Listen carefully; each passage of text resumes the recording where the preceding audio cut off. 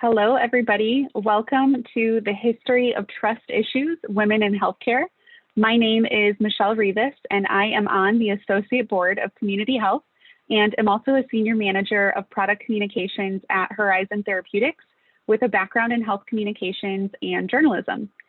Before we get started, I'd like to disclose that all thoughts and opinions I express during this event are my own and not that of my employer. I'd like to talk a little bit about community health today. It is the largest volunteer-based free health center in the United States.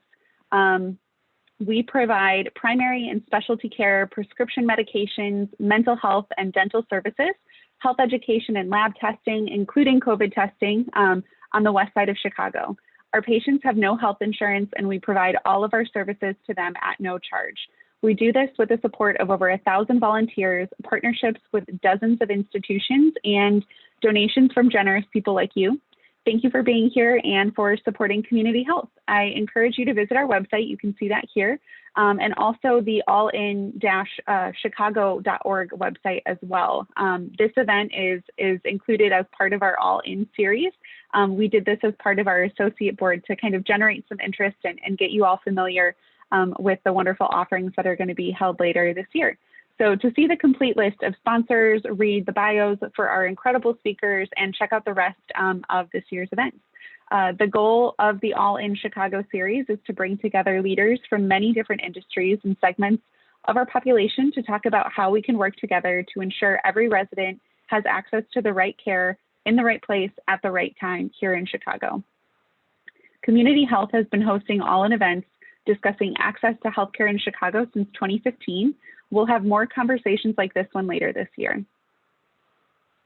So as we head into our panel discussion for today, I will ask our moderator and panelists to turn on their cameras so you can see who is speaking during the conversation. There's everybody. One quick housekeeping item. This conversation is happening live here from my office. So please be sure to submit your questions for our panelists. We'll do our best to answer as many as possible during the next half hour or so. Just submit your question using the chat function at the bottom of your screen. I think at this point, most people are familiar with Zoom. This is kind of a typical Zoom meeting, so you should be able to find that pretty easily. This panel conversation will discuss the historical impact and the current state of issues surrounding trust in healthcare, including maternal and reproductive health, pain administration for women of color, and the history of women's mental health in the U.S. So with that, I am pleased to introduce our panel today. Dr. Melissa Simon, and also MPH, is the George H. Gardner Professor of Clinical Gynecology, Vice Chair of Research in the Department of Obstetrics and Gynecology at Northwestern University's Feinberg School of Medicine. She is also the founder and director of the Center for Equity, Transformation, and the Chicago Cancer Health Equity Collaborative. She's an expert in implementation science, women's health across the lifespan, minority health, community engagement, and health equity. Dr. Simon has been recognized with numerous awards for her substantial contribution to excellence in health equity scholarship, women's health and mentorship, including the Presidential Award in Excellence in Science, Mathematics, Engineering Mentorship. She is a former member and current consultant to the U.S. Preventative Services Task Force.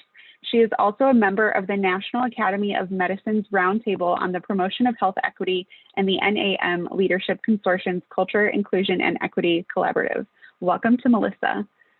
Christina Urbina, thanks Melissa, thank you so much for being here. Christina Urbina is the Director of Maternal Child Health Programs and Initiatives at Cook County Health. She also previously served as Director of Health Center Operations and Women's Health at Erie Family Health Center, which is Chicagoland's largest federally qualified health center. She is a mission-driven leader that enjoys advocating for patients, women's healthcare rights, and promoting professional growth of professionals to become value-add members to their organizational teams. Christina's passion for continued growth and professional development afforded her an invitation to complete the Chicago Safety Net Learning Collaborative Leadership Program for healthcare professionals. Christina attended the University of Michigan at Ann Arbor and earned her bachelor's degree in sociology, specializing in health, aging population, social welfare, social inequality, and international social change. Christina earned her MBA, Healthcare Administration from Concordia University while completing an internship at Rush Hospital. Christina, thank you so much for being here today, and welcome to both of our panelists. Before we get started, I just want to remind those of you watching, I know I mentioned this earlier, but please submit your questions for the panelists using the chat function at the bottom of your screen. Feel free to write your questions in at any time, and I will ask as many as I can during the program, but certainly, submit, and we'll work to get to your questions. So with that being said, we are closing off the heels of Women's History Month in March, and wanted to examine the link between women's history and health in the United States. So to both Christina, Melissa, can you share a few ways history has shaped women's health today?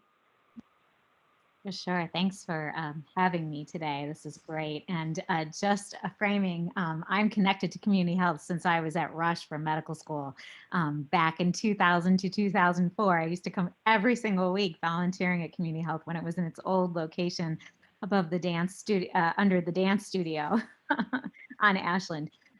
So we in the healthcare system and in science actually have earned some significant, substantial distrust.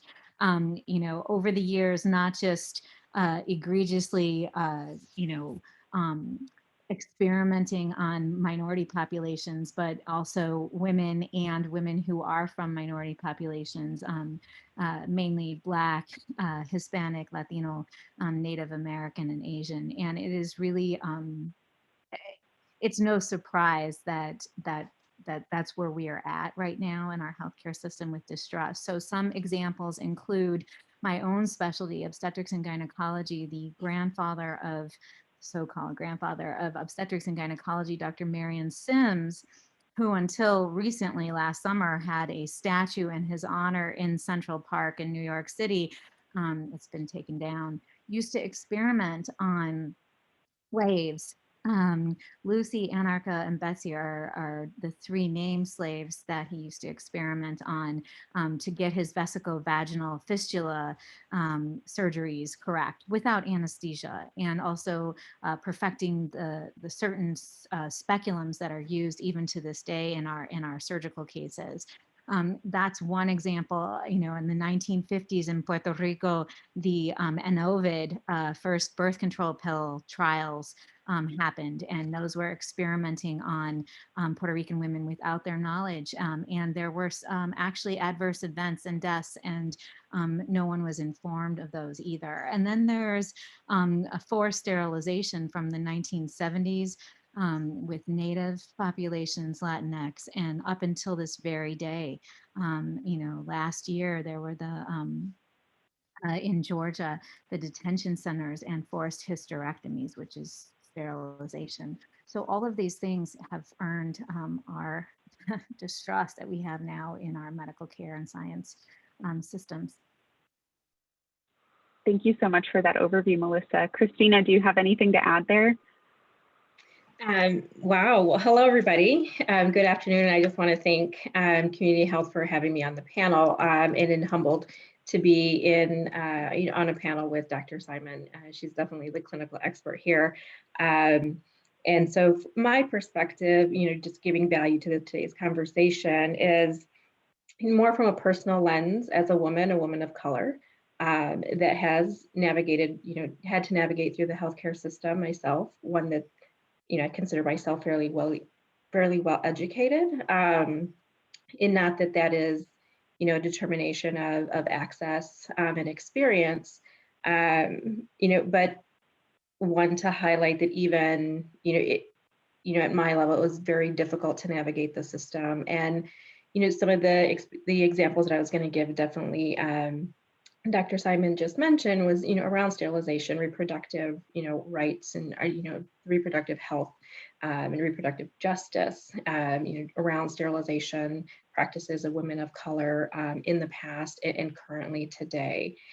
So she took my examples, but there's very many. And so I'm just actually very happy to be here to add value from the operational perspective and the personal perspective in terms of trust or mistrust in women's health throughout history and currently what we're experiencing today. Yeah, Melissa, do you maybe want to talk a little bit about, you know, the leading cause of medical distrust? I think you touched on this a little bit, and Christina too, you know, looking at from a women's health gynecological perspective. But are we seeing other areas where there are issues of medical mistrust? And you know, something that comes to mind today is even, you know, the COVID-19 pandemic. I think we've started to see a lot of misinformation shared, a lot of mistrust communicated both online, offline, in person. I know, I'm sure we all have had many conversations with our family members, and you know, every so often you're surprised by something you hear. You know, where did you hear that? Why? What's the nature of that? So it would be interesting to hear what you think is, you know, kind of the leading cause of medical mistrust today. Christina, do you want to go first? I don't want to take your answers, so you want me to? Because you should go. You can go. Yeah, go ahead. You can take. Okay. All right. So here it is. So look, we have not only a pandemic of COVID and racism, but we have a pandemic or syndemic of misinformation, and it is too easy to go on a Facebook or a Twitter or a, you know, pick it, TikTok video, something like that, and pick up something that is incorrect. And there's no, it's not like going to a certain medical journal that you may trust because of, you know, there's been review after review in multiple levels. But on these internet sites or on these videos or, you know, platforms, there's no disclaimers. So anyone can just say whatever they want, whether it's correct or not, and they may intentionally be saying something incorrect. And that's a real problem here, because how do you get the right message out? So these things, these concepts of trusted messengers is really important. So I think the onus is on us in healthcare, regardless of what role we play in the healthcare system, regardless of where we work, whether I'm a Northwestern employee or a Rush employee, or I work in another state. The onus is on all of us to provide accurate, consistently accurate information. And some of us will be able to carry the message to some of our community members better than others. But I can't also assume that just because, you know, I'm Latina means every Latina is going to listen to me, because that's not necessarily the case either. So this concept of trusted messenger is really important. Having the same consistent message over and over again about vaccines is really important. And we want this concept of distrust to not, or vaccine hesitancy to not be used against people. Like, it also shouldn't, this concept that has been coming around around vaccine hesitancy for the COVID vaccine is being used in some ways to be to be negative against a woman, or like somebody who's considering becoming pregnant, or who is pregnant or lactating, or who has children, you know, about, you know, their concerns about the safety of the vaccine. I mean, all of the concerns are appropriate. It's just about a matter of getting the right information.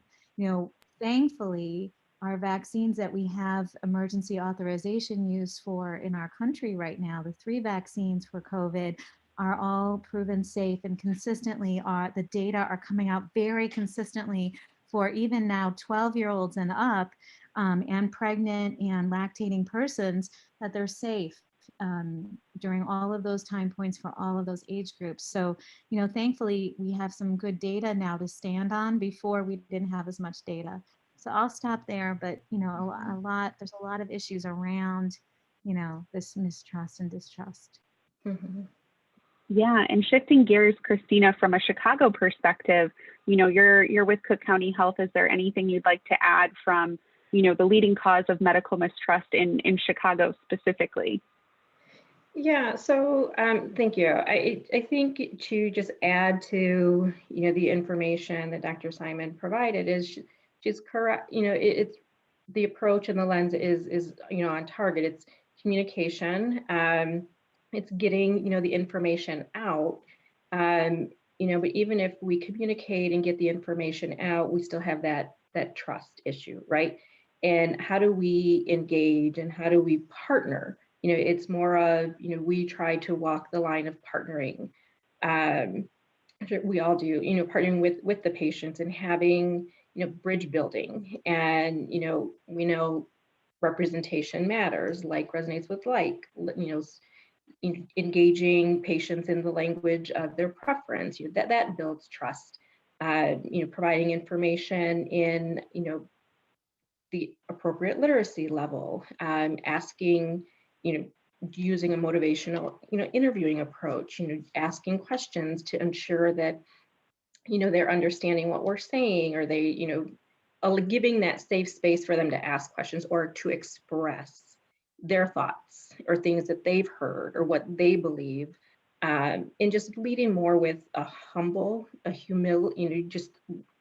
approach of humility to engage, to provide them, when you're building trust, you have to, it takes time, in communities of color. We always say that the provider's word is gold. They're going to listen to their provider, whatever the provider says, but talking about, the rest of the patient care team that's supporting that relationship, it's really asking them the questions, empowering them and giving them that space to let you know what is going on, or I heard this from my mother, I heard this from my aunt, or I heard this from my church, in letting them express their concerns and not passing judgment, right? It's, that's the art of communication. So it's, trying to get in is really hard in healthcare. And, it's a barrier for providers. You have a 15 to 30-minute window sometimes. And, trying to build that trust or that relationship or that partnership and allowing for that bi-directional communication is challenging. And so from an operational perspective, from my perspective, it's, how do we build, the patient care team with, the medical assistants, the nurses, the case managers, the social workers, the community health workers, and just helping them communicate and ask the questions and allow for that space to just continue that conversation that the provider is having, and having that conversation with the provider as well, so that the patient feels they have a community, right? A community in the medical, in their medical space, in their medical home, not just in the medical facility, but out in the community as well, because that's part of, my work is, supporting programs that have resources that will partner with the patients out in the community to work to educate, work to empower, dispel any myths. But even if, we're talking about the COVID vaccine, there's a lot of hesitancy, and there's, many roundtables, and I'm sure all of us have been part of, in terms of, trying to dispel those myths, but just keeping them engaged and keeping the conversation open, over time, I think will break down, the barriers and hopefully lead to more trust. But it's more in the approach, right? Just to be humble in the approach, so that they don't feel that they're less than, or that their viewpoint, isn't adequate enough to be listened to. I think Yeah. one more thing, what Christina said is totally spot on. And one more thing is the speed at which information is coming out recently. So over the last year, things have been moving super fast, right? And we have literally been building the rocket ship while we're flying it. And so as we were getting information, we had like zero information about coronavirus, COVID-19 for anyone, let alone pregnant and birthing persons and lactating people and kids and elders, et cetera. And so our hospitals' policies were constantly changing. Our clinical care policies were constantly changing, like visitors rules. Labor and delivery was a great example where distrust was really breeding there because we weren't allowing people, partners, to come onto the labor floor at first, and then we only allowed one partner total during birth, which is one of the supposed to be the most happiest event of your life, pretty much one of the most. And these policies were constantly being updated and changed, and that just added to the mix with respect to distrust. And we're still getting more and more information, but we've just everything's going so fast. And then the whole Operation Warp Speed, putting the words warp speed with a vaccine is probably not the right way to do it. Right? The messaging and communication, it's critical. And I think that's really part of the issue with respect to distrust. Yeah, I think you both touched on really incredible points there when it comes to looking at communicating from a place of humility and really accepting somebody where they are, meeting them where they're at, and allowing them to kind of nurture the relationship with information over time. I do want to shift gears a little bit to kind of go back in time and history. And there's a lot of examples of medical mistrust across, our U.S. history. But the one that I think, really kind of hits home for me is the story of Henrietta Lacks. And I'm sure, it's one that both of you are familiar with. In 1951, she was a young mother of 5 who visited the Johns Hopkins Hospital complaining of vaginal bleeding. Upon examination, one of the gynecologists discovered a large malignant tumor on her cervix, and without her consent, retrieved and replicated her cells without her knowledge. At the time, Johns Hopkins Hospital was one of only a few hospitals to treat African Americans, specifically poor and economically disadvantaged African Americans. Her cells were really unlike anything the doctors had ever seen. They doubled every 20 to 24 hours, and her cells were nicknamed HeLa cells, which were later used in medical research for decades. They've been in space. They've played a crucial role in the development of the polio vaccine. And it's a case of both medical mistrust and ethics, patient consent. It kind of touches on so many different areas. So Christina, this question is for you. How do you think this story specifically has shaped mistrust in Black and Brown communities? And, knowing that was many years ago, are we still seeing the effects of that today in Chicago? Yeah. So thank you. That's a case that definitely touches on a lot of issues of mistrust. And you just listening to that synopsis, I mean, you hear that her consent wasn't of value, potentially her gender. There's issues of gender, there's issues of a male-dominated field, probably cultural. We're continually being the test subjects. So I'm going to talk very informal here because I think this is a very, if we can just have a real conversation, right? To get to, to talk truth here, that she just not valued, her voice, her opinion, her body, right? And even today, politically, our bodies, our rights are, hanging in the balance of who's in, the political office, right? Today, does it happen today? Does it happen, yes, we hear it, we still hear it. One of the programs that, we work on at Cook County is the HRSA Healthy Start, and that is, a national initiative that's been around for decades to, improve outcomes of, infant and maternal mortality of women of color, or, underserved women, underserved, patient populations. And, when we survey women and we work with women in the community, our community health workers, we're trying to understand, just to get feedback when it comes to, adherence to medical care. We don't say, are they complying or not complying, because that's a negative terminology. It means they're not doing something right. So, are you adhering to the advice of your medical, for your medical care? When it comes time to talk about in their 3rd trimester, are you, your reproductive health. Are you, what options do you want to learn about? What are the things, do you want birth control, talking about birth control. And then when we've had experiences of women trying to have that conversation with their providers, they have gone in, and this is feedback that we've gotten, they've gone in to have that conversation and they've made a choice. And then the provider very gently suggests something else, continuing to suggest something else. So that has given them a sense of, well, my opinion, my choice, my voice is not of value. You're either a male, you are not from my cultural background, or your education is higher than mine.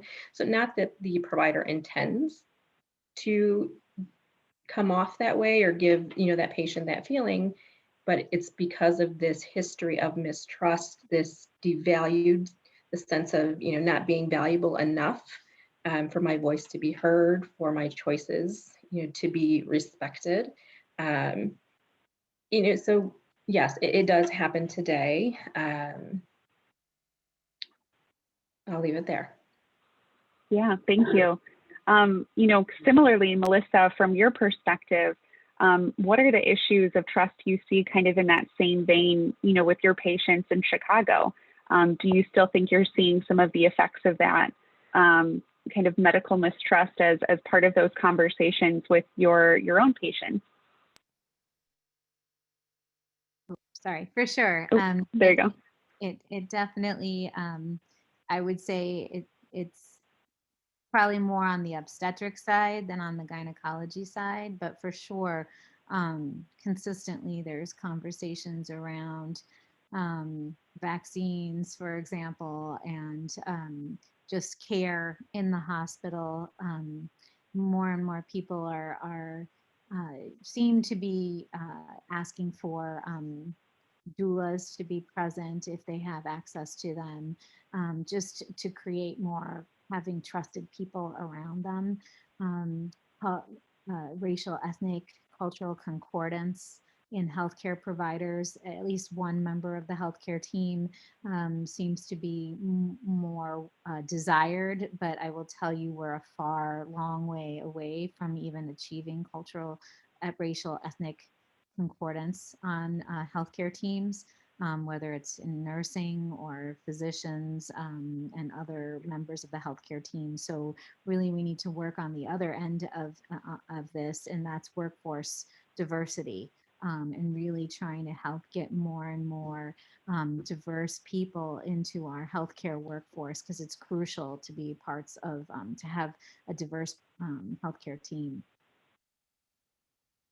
Yeah, so Melissa, you touched on something that maybe not everybody is familiar with, but you talked about a doula and bringing in a doula and how that can help build trust in the birthing experience. Can you, give a little bit more information about what that role is and maybe talk about the impact that it might have in, somebody's birthing process?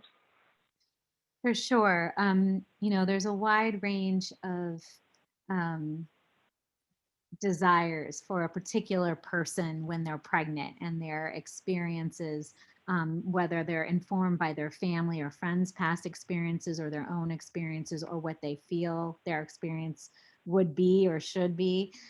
So some people who are pregnant do want not only, a trusted family member or a friend in the room with them for or during their perinatal care and postpartum experience, but they want somebody who can be an advocate for them, like a trusted messenger, or kind of serve as that communication bridge. And so the doulas have been that kind of a person. They are not part of the healthcare team per se. They're not medically trained. They're trained through doula training programs, which have a wide range of content in training, depending on where you get that certification. Or there also are doulas that aren't certified as well. But really the point of the doula is to help provide a little more extra support to a pregnant person during their birthing experience. Sometimes some doulas will have help give some perinatal education courses, some childbirth courses, postpartum tips and support. It depends. So not all doulas just come for the labor part and the birth. They can connect with you before you give birth, and they can connect with you after in the postpartum period as well. That's really helpful. And then Christina, along that same vein, looking at maternal mortality rates across the board, I think is something you had mentioned before, specifically around, Black and Brown women. When we're looking at healthcare in Chicago, what do you see in terms of trust? Is it a doula who's really coming in and supporting that bridge, or are there other, programs and things, people should be aware of? Sure. So, is it a doula? That is one. Like Dr. Simon said, it is one person that is an option. But it's really, it's a trusted family member, a trusted friend, a trusted person in their life that has been consistent, that values, their wants and desires, their beliefs. This is, a wonderful moment. We were talking, about delivering babies, and our women come from all different communities in Chicago. We're under all types of external stressors, and so doulas have that mothering the mother approach. And it's like Dr. Simon said, it's it is something that women are asking for more. It's something that the studies are showing are impactful. There's, evidence that, they're supporting positive outcomes. And it's just, it is a partner to help them have their voice heard, have them, feel a sense of empowerment. Women of color, culturally and historically, it's, you don't show signs of weakness, you don't ask for help, you need to put your big girl panties on and deal with all of this, right? And women are nurturing people, and we need that support. In medical institutions, we're up for the challenge, and we right now have the opportunity to be innovative and creative. Doulas have been around for a long time. They've been out of the picture also for a long time, but they're starting to come back in. Because it helps foster a sense of community, right? We're building communities, and when you build community, you're building trust, you're allowing trust information to flow and having a support system. And that is really, I believe, is the presence of a doula. I have a personal experience. I didn't have a doula, but my sister-in-law had a doula. Very strong woman, but it was amazing. I was actually afforded the opportunity to be in there watching the services that, the doula provided during labor. And any woman on this call, if you've ever experienced it, it's everything goes away from you. There's no rationale, but to have that trusted individual, as your partner. Because not every woman are able to deliver with a family member or their partner, but a doula is definitely that nurturing figure, in the room before, during, and after. A lot of the support that they can provide postpartum is also very important, because we know women of color, the rate of postpartum depression within the last 12 months post-delivery is key. And actually we've done a study at Cook County Health in our sample, of assessing women for postpartum depression. We had higher rates after month 4, and right now the medical coverage is up to 6 weeks post-delivery. So it's having that consistent support with you, whether it be a doula, community health worker, somebody extended part of the patient care team. It is important. Yeah, and Christina, you said something that I think is so insightful. You said where you build community, you build trust. And I think that's something that, we can all hopefully take away from this conversation. Melissa, shifting gears a little bit into that same vein, you had brought up the issue of not, when you're going into a health clinic as a person of color, is somebody on your clinical care team from your same racial, ethnic, cultural background? And specific to, pain administration and trust and bias around pain administration for women of color, can you talk a little bit about, potentially how racial bias might impact emergency care, pain administration, or anything you might have seen as part of your clinical training? Yeah, I mean, again, bias in healthcare delivery is prevalent, and definitely there have been studies that showed that some healthcare providers believe that people with more melatonized skin, people who are patients who are Black, have higher pain tolerance, which is all BS, or have thicker skin. It's all baloney. So it's really important. I mean, you can see how that could promulgate more distrust. And it's really important, again, for a healthcare provider to really take a step back before they go into a patient's room, whether it's in an emergency setting or a clinic or in the hospital inpatient setting or on the labor floor, and just be like, take a breath. Sometimes we're rushed like crazy, and that's not an excuse. Take a breath and really listen. This deep listening, and just as Christina had mentioned, and reflecting on understanding your own bias or your own situation, where if your mind is somewhere else, or you're tired or whatever it is, you need to listen to the patient and acknowledge, if there is pain, then you've got to address it. Right. And it doesn't matter what color the skin is, or if the patient has a hijab or something else that's not like you, that you need to listen and acknowledge and treat what the patient is experiencing and believe it. Right. So I think those are important points, that we have a long way to go in our healthcare system with respect to our own biases, including implicit bias, including racism and structural and systemic racism.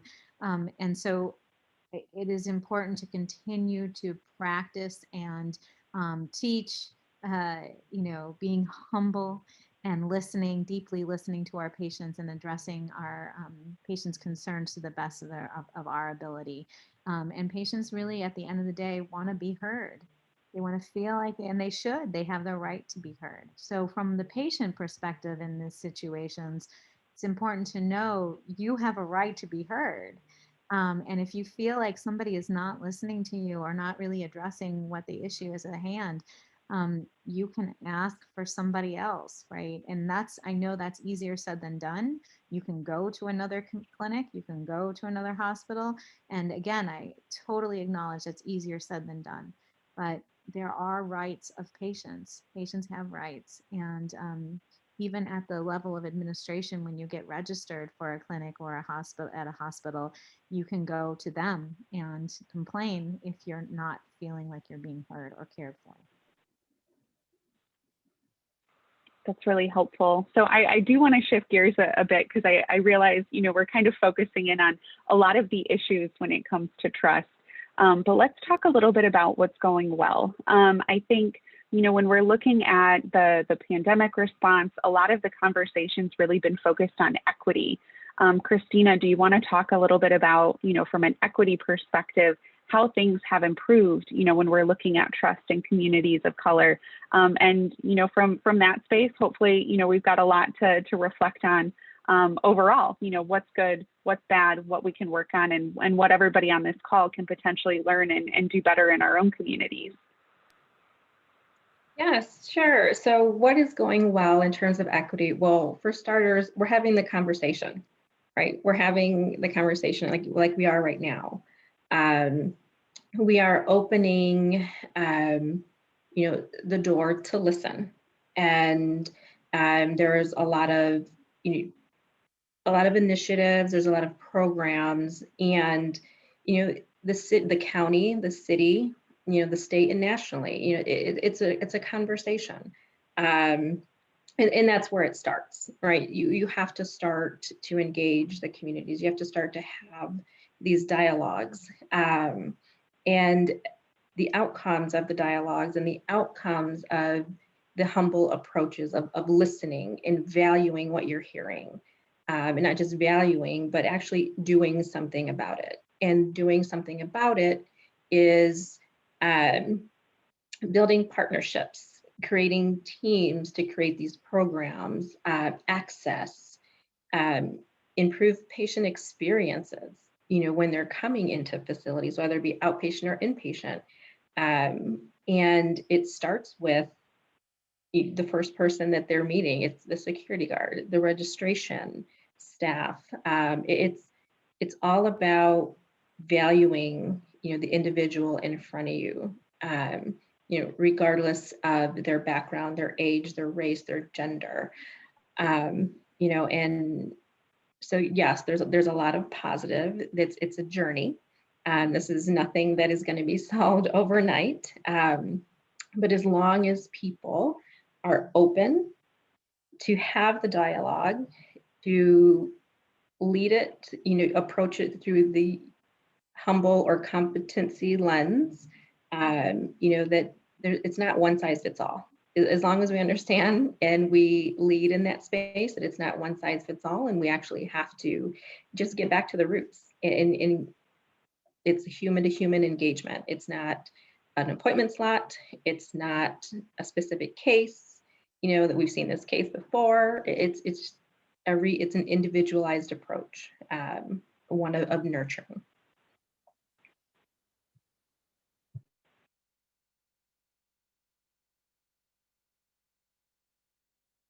Sorry, Melissa, you were nodding your head. Do you have anything to add there? I was on mute. I just totally agree. I really do. The other thing is that we see, there was a big study that came out yesterday in the Lancet that, showed that globally the impact of COVID-19 on maternal and child health has been more than just COVID infections. So we know that when a pandemic hits, or when or a infectious disease or a disaster hits a country or an entire world or a region, that maternal and child health inevitably suffer. And so we see from the data that were released yesterday in the Lancet that that maternal and child health substantially suffered, especially in low and middle income countries, with the number of maternal mortality and preterm infant deaths went up. Even in non-low and middle income countries, the number of ectopic pregnancies went up, as well as then non-treatment for the ectopic pregnancies, and thus maternal mortality from ectopic pregnancies went up. So it's very complicated, but again, it adds to that distrust for women's health and maternal and child health. The resources just get shifted away, maternal and child for maternal and children, for mothers and children. And so it's the impact of this pandemic is well beyond just the direct infections and deaths due to COVID-19 infections. The spillover of how it's impacted our health is just tremendous. And we can see that. You can look beyond maternal child health and think about how cancer is being impacted with screening and loss to follow-up of abnormal screens. So the spillover effects for health and how it relates to mistrust and distrust, it's important to note. Is that something that you think is directly related to maybe not seeking care within a hospital, or hesitancy to actually go to the doctor? We actually had a question, looking at how the pandemic might have impacted decisions to do a home birth or give a birth outside of the hospital without, a care team, a full care team, hospital care team present. Is that something that you've been seeing? For sure, less in the city. I know that my colleagues in the East Coast, where home births tend to be a little more popular, in other areas of the country, they're less popular around here in Chicago. But absolutely, people have opted for these types of things. But in terms of increased deaths and stuff, for sure, people have opted not to go to the hospital. not to get health care or to the clinic because of fear or just Mhm. they're doing other things, right? The other thing that Christina mentioned that's really correct is that mental health issues are skyrocketing. Depression, whether it's peripartum, postpartum depression, or just depression not related to pregnancy, is going up. Suicidality, suicidal ideation, all of that has increased across the lifespan. Yeah, Christina, do you want to talk about that a little bit? I mean, when we look at the history of women's health in the US, previous diagnoses of hysteria, kind of comes to mind. If somebody is, going through a mental health crisis, in Chicago specifically, is there still that hesitancy as we're looking at communities of color to seek care? And I think where the pandemic has brought, this mental health crisis to the forefront of isolation, the impact of, economic status and things shifting resources. Anything you'd like to add there? Sure. So what we've experienced is exactly what Dr. Simon is saying. The pandemic has definitely had the spillover effect, to patient behavior in terms of seeking care, because of fear, because of other things that they needed to put attention to. A lot of times, underserved communities of color, healthcare, it is a right, but it's also a luxury, right? Their immediate attention is, food insecurity, housing insecurity, just family safety, the change in the whole educational system, the workforce. There are a lot of stressors put on to families, and single mothers, single fathers, multi-generational families living together. And there is a decline in patients seeking just primary preventative care, prenatal care, child care, in a hospital setting or even an ambulatory care setting, the outpatient care setting, the whole conversion to telehealth, new for a lot of communities of color, or underserved, or it's, technology, generational, how do you have the technology to get on the phone or a laptop or a computer to talk to a provider? Like, how do you navigate all of these tools? Different communities would rather have that face-to-face interaction. They prefer that. And so just the fear of coming in face-to-face, if that is their preference, we did lose a lot of women and kids to care. But with that came the depression, and the need for more access to mental health. But non-pandemic, there is that cultural stigma, to seeking help, to saying you need help, they lean more to faith-based, support. It's a sign of weakness, if you need that support. And then if you're a woman of color, if you're coming from a community that you don't trust systems,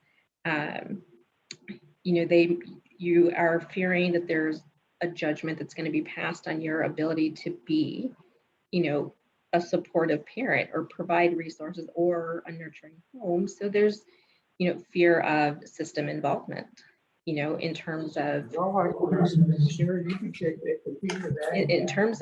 risking, like, your family unit. So we're seeing it. That's another area.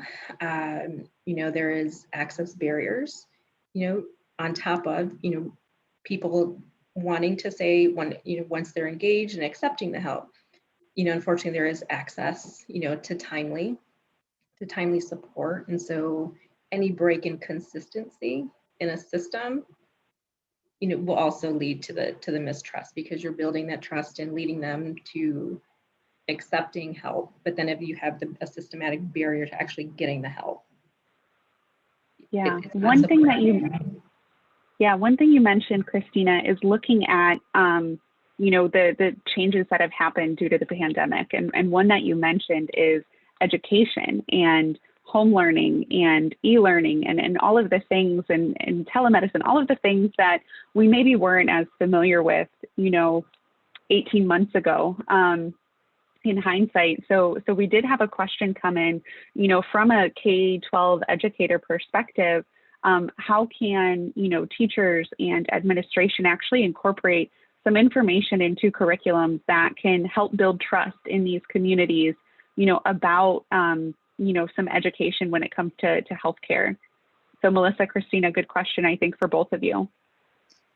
I think kids are wonderful messengers to their family members across cultural, racial, ethnic lines around health education issues. So when they get to work on a project in school around, a vaccine or a disease outbreak or something, and they learn something, that light bulb carries an associated spark and excitement, enthusiasm that they then can carry to their home and their family and express that. And when a child expresses that concept and that education tidbit, with that, gusto and the spark that they bring, it actually helps a family kind of learn in that moment and kind of embrace that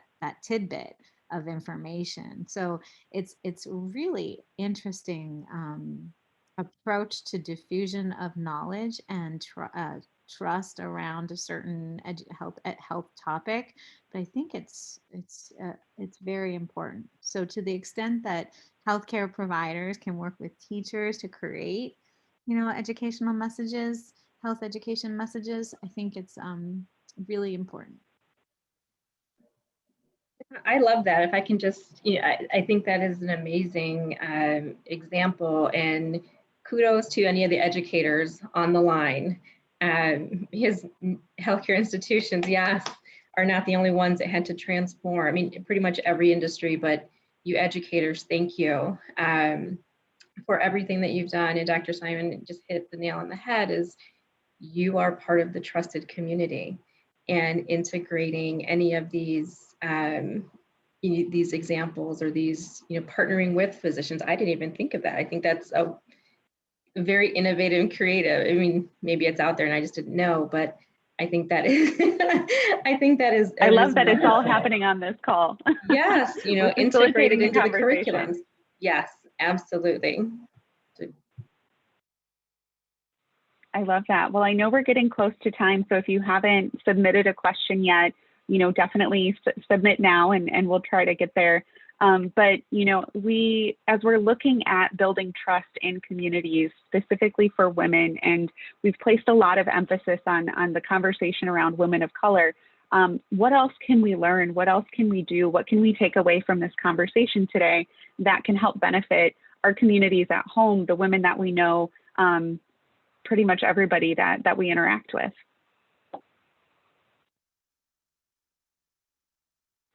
Going to both of you. So Christina, Melissa, whoever wants to jump in first. Christina, you want to go first? I'm always going first. You have a lot of stuff to say. No, I feel like, well, thank you.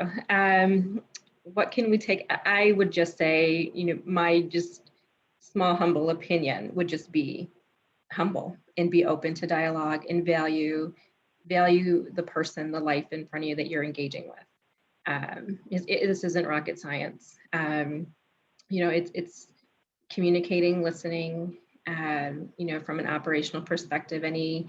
Anybody who is in operations, who is a non-clinical part of the care team serving our patient partners, it's important to make sure we have systems and processes in place that take away the barriers to access, to communication, to information, and embracing that bidirectional dialogue. I think that's going to be I've found it, in the space I've been working in for years, is a great way that we can add value in partnership to our medical colleagues, our clinical colleagues, because they can't do it alone, right? They, like I said, they have limited amount of time. with patients in the outpatient setting, and we want to be preventative. And we want to educate. And I just think that would help us be good stewards to our clinical partners, and just doing what we can to streamline processes and workflows and increase access to information at the accurate literacy level. We know that short, quick, valuable information is what resonates with people, and relevant information. And partnering with our medical colleagues is what are the important messages you want to give out, but on the operational side, crafting them so that they actually resonate, and that it will be retained. Yeah, and Christina, I think you touched on something so simple, but also so important, that, information that's snackable, that kind of short, quick. And Melissa, you had brought that up earlier too. There's also the danger in that of, having something that can be so quickly and easily shared. And, when we're talking about science and healthcare, these concepts aren't always, easily communicated in a 15-second TikTok. So Melissa, anything else you'd like to add there? Yeah, it's super important, but also I think as we move forward and out of the pandemic eventually, that we just have to give each other a lot of grace, right? Whether we're healthcare providers in the moment, or we're patients, or we're just, friends, or people, humans, and we aren't leading enough with love and grace. And that's got to happen. It's got to prevail, because there's a whole lot of stuff in the background that no one knows, regardless of your socioeconomic position, regardless of your racial, ethnic, religious affiliation, your sexual orientation, your gender identity, blah, blah, blah, blah, everything. We just really have to lead with love and give each other grace. Yeah, thank you both so much for being here today. I know we're just about out of time. But I really want to thank you both for, sharing all of your insight as it relates to women in healthcare and trust in healthcare. As I mentioned earlier, this program was brought to you by Community Health.